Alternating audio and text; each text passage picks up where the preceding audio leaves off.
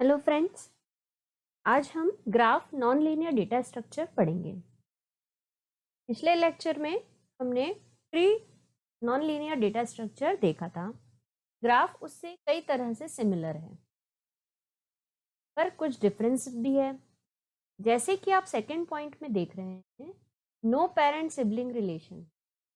Tree data structure में हमने देखा था एक रूट नोड होता है, फिर उसके चाइल्ड होते हैं। सिबलिंग्स हमने देखे थे, चाइल्ड ऑफ सेम पेरेंट्स, पर यहाँ पे इस तरह का कोई रिलेशन नहीं होता है। अब हम देखते हैं ग्राफ को रिप्रेजेंट कैसे करते हैं। तो आप ये नीचे एक डायग्राम देख रहे हैं, यह एक ग्राफ है। तो ग्राफ को हम कैसे रिप्रेजेंट करते हैं? जी से, which is made up of V and E. What is V? V is vertices.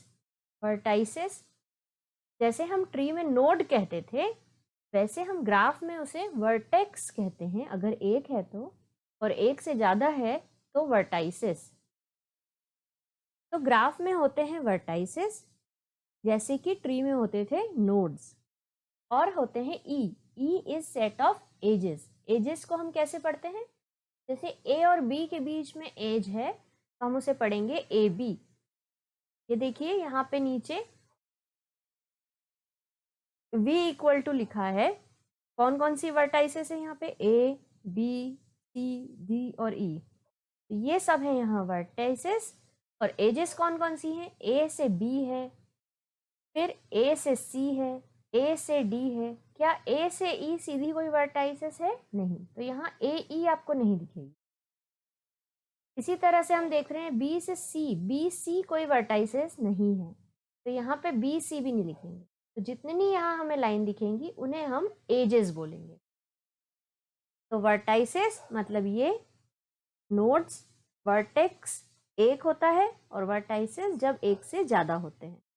Edges होता है, ये जो लाइन देखते हैं इसे हम एजेस कहते हैं। इसे पढ़ते कैसे हैं? A B, A C, A D. और ग्राफ क्या होता है? ग्राफ वर्टाइसेस और एजेस का समूह होता है। अब यहाँ पे थर्ड लाइन जो लिखी है इसे ध्यान से पढ़िए। A connected graph without cycle is called a tree. एक ऐसा ग्राफ, कनेक्टेड ग्राफ क्या होता है हम आगे की स्लाइड्स में देखेंगे।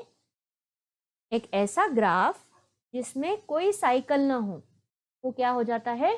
ट्री हो जाता है। इस लाइन को आपको याद रखना है और इसका मीनिंग आपको धीरे धीरे समझ में आएगा। ये एक इम्पॉर्टेंट नोट है। अब जैसे हमने ट्री के कंपोनेंट्स देखे थे, हम देखते हैं ग्राफ के कंपोनेंट। एक एग्जाम्पल के थ्रू हम देखेंगे। जैसे देखिए, इसी एग्जाम्पल में मैं आपको बताती हूँ। ग्राफ आपको पता ही है, वर्टेक्स, एजेस, एडजेसेंट वर्टेक्स किसे कहते हैं?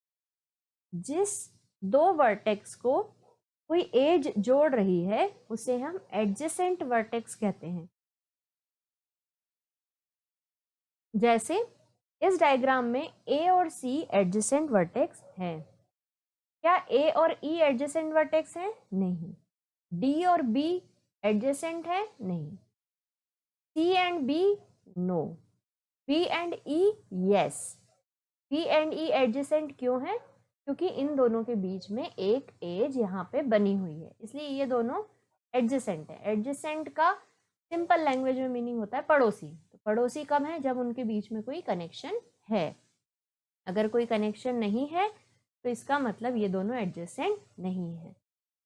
अब देखिए, connected graph, simple graph, weighted graph, ये हम एक एक करके देखते हैं।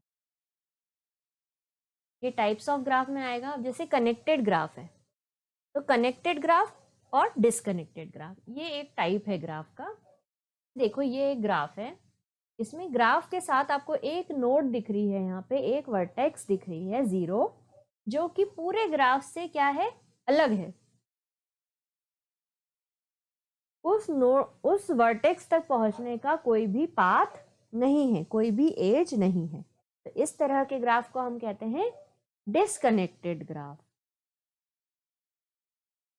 और अगर इन दोनों के बीच में 1 से 0 या 3 से 0 या 2 से 0 या किसी भी से भी 0 तक एक एज हम बना दें तो ये 0 भी इस ग्राफ से क्या हो जाएगी, जुड़ जाएगी, कनेक्टेड हो जाएगी। तो ये देखिए इस ग्राफ में मैंने 3 और 0 के बीच में एक एज बना दी, जिससे कि ये क्या ग्राफ हो गया, कनेक्टेड हो गया। अब इसके बाद आप देखिए, एक होता है सिंपल ग्राफ और मल्टी ग्राफ। सिंपल ग्राफ मतलब हर एक वर्टेक्स से दूसरी वर्टेक्स पे पहुंचने का एक ही रास्ता होगा, तो हम बोलेंगे सिंपल ग्राफ। पर एक ही वर्टेक्स से दूसरी वर्टेक्स तक पहुंचने के कई रास्ते होंगे, तो हम उसे बोलेंगे मल्टी ग्राफ। जैसे इसमें देखिए 2 से 2 तक पहुंचने के कितने रास्ते हैं, एक रास्ता 2 से 2, एक है 2 3 2, डायरेक्ट भी है और घूम के भी है, तो इसे हम बोलते हैं मल्टी ग्राफ। अब एक है वेटेड ग्राफ। वेटेड ग्राफ का क्या अर्थ है, वेटेड ग्राफ में एजेस जो रहती हैं उन पे कुछ वेट दिया रहता है। वेट मतलब कुछ नंबर दिया रहता है। जैसे ये एक सिंपल ग्राफ है, इसमें देखिए, इसमें 1 से 2 के बीच में, 1 वर्टेक्स से 2 वर्टेक्स के बीच में जो एज है, पे एक वेट लिखा हुआ है 1। इसी तरह से 0 और 3 के बीच में जो एज है, इस पे लिखा हुआ है 7। ये वेट कुछ भी दर्शाया जा सकता है। जैसे आपने मैप्स देखे होंगे, मान लीजिए ये 1 2 3 0 और 4 आपके शहर की 5 लोकेशन है, और ये जो उसके बीच में 1 3 4 7 4 2 3 8 लिखा है, ये है वहां पहुंचने में लगने वाला समय इन मिनट्स मान लीजिए, या आप इसको कुछ भी ले सकते हैं, मिनट्स में या फिर आवर्स में ले सकते हैं। तो 1 से 2 में पहुंचने में हमें कितना समय लगता है, 1, या रुपीज़ हम इसको मान सकते हैं, 1 रुपी, 4 रुपीज़, 2 रुपीज़, 7 रुपीज़, 3 रुपीज़।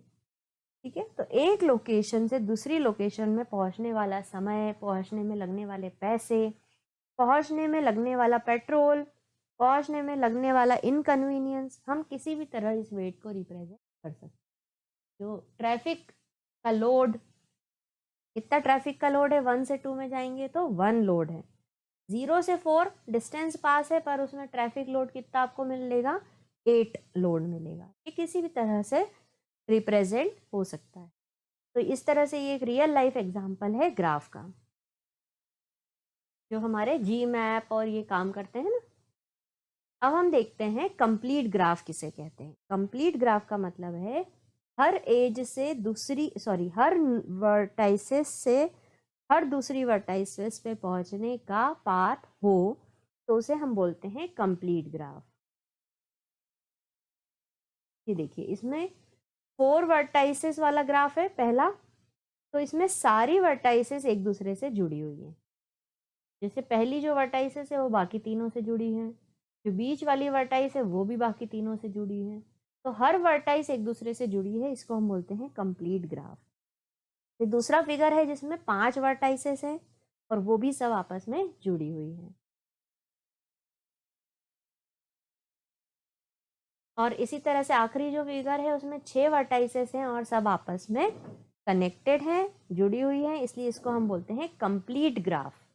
इसमें और कोई एज की ज़रूरत नहीं है, सब वर्टाइसेस, सब वर्टेक्स एक दूसरे से जुड़ी हुई हैं। अब हम देखते हैं डायरेक्टेड और अनडायरेक्टेड ग्राफ। डायरेक्टेड और अनडायरेक्टेड ग्राफ समझने के लिए हम सीधे एडजेसेंसी पढ़ेंगे। एडजेसेंट का मतलब मैं पहले भी बता चुकी हूँ आपको। एडजेसेंट का मतलब होता है पास वाला, और उसे हम कैसे पता करते हैं, जिनके बीच में एजेस हैं वो एडजेसेंट हैं। तो अब हम पढ़ते हैं एडजेसेंसी लिस्ट।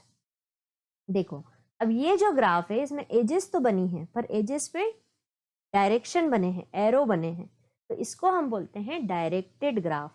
अगर इन्हीं एजेस पे वेट लिख दें तो वो हो जाएगा directed weighted graph, and so on. तो एडजेसेंसी लिस्ट कैसे बनाते हैं, आइए देखते हैं।